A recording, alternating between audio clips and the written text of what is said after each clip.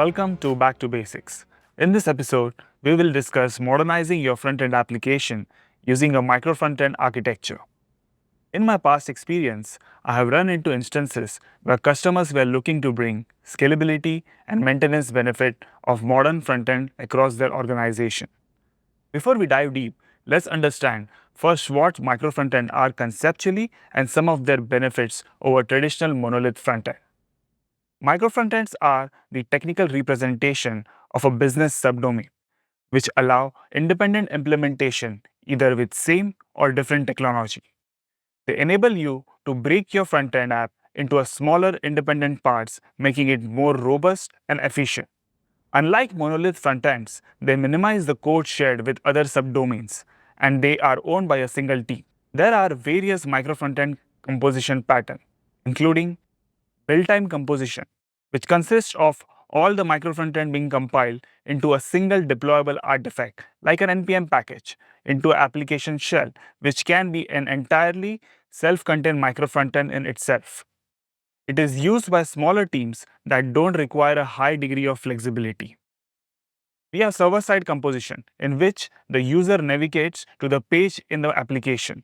It composes micro-frontend page fragment at the server side and return them to the browser.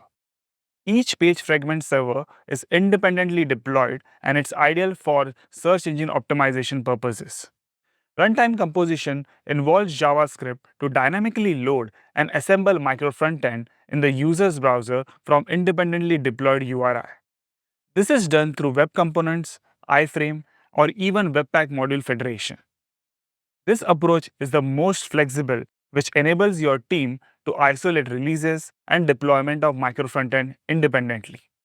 Let's see an example of an e-commerce micro-frontend application where each backend service app, for example, payment, account, and search, have their independent front-end hosted by the parent front-end app, leading to a more robust and decoupled architecture. This approach promotes team autonomy in DevOps pipeline, provides flexibility for teams to choose their own tech stack, and offer better performance through shared common dependency across multiple micro-frontend, which result in smaller bundle sizes to load on browser. This decoupling facilitates easier maintenance and faster development, resulting in quicker time to market for your new features. In this e-commerce website micro-frontend use case, we will be leveraging the runtime composition pattern previously mentioned. Let's start with the user who will be accessing your e-commerce web application hosted on AWS. The web app connects to Amazon Cognito for user authentication and authorization to help control the access to your web application.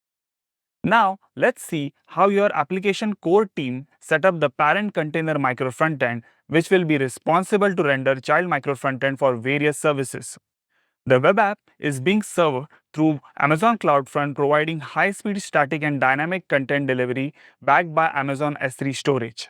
The web app is hosted using Amazon Amplify, which is a complete solution to configure, build, and host web app by your choice of technology stack, which in this case, we are using React library for the front-end development and Amazon AppSync to provide a single endpoint to query and update user database, which is backed by NoSQL Amazon DynamoDB database.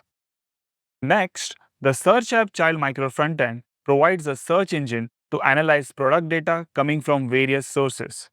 Much like the parent container, you can similarly leverage Amplify and AppSync APIs, but rather than DynamoDB, you can connect to Amazon OpenSearch for real-time product search capabilities, and also use AngularJS for your front-end development without relying on the core micro-frontend tech stack.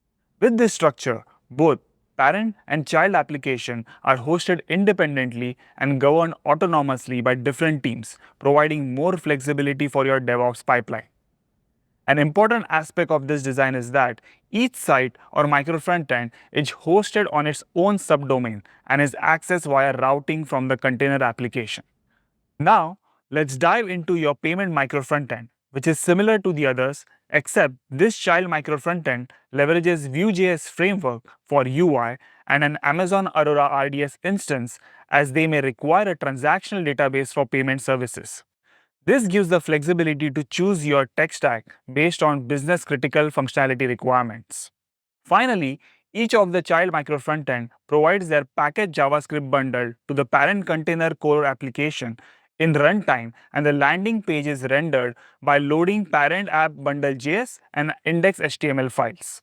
This architecture is scalable and enables multiple teams to deploy their micro-frontend based on their own requirements. You can also leverage AWS Amplify to configure a quick end-to-end lifecycle of development and deployment for a feature-rich full-stack micro-frontend application. This development and deployment cycle leveraging AWS Amplify consists of 4 stages.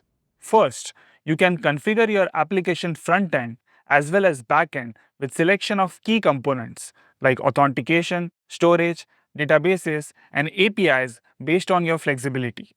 Second, you can build your features in the language of your choice by using Amplify libraries or Amplify Studio and connect your front-end application to new or existing AWS backend services. Third, you can easily deploy your web app or website to the fast, secure, and reliable AWS content delivery network. Lastly, you can customize and integrate with other AWS services to scale your application to support evolving business requirements. In this episode, we have explored the benefit of the micro-frontend, its composition pattern, and how you can leverage AWS services to build micro-frontend for your use case easily at scale. Check out the links in the description for more detail. Thanks for watching Back to Basics. See you next time.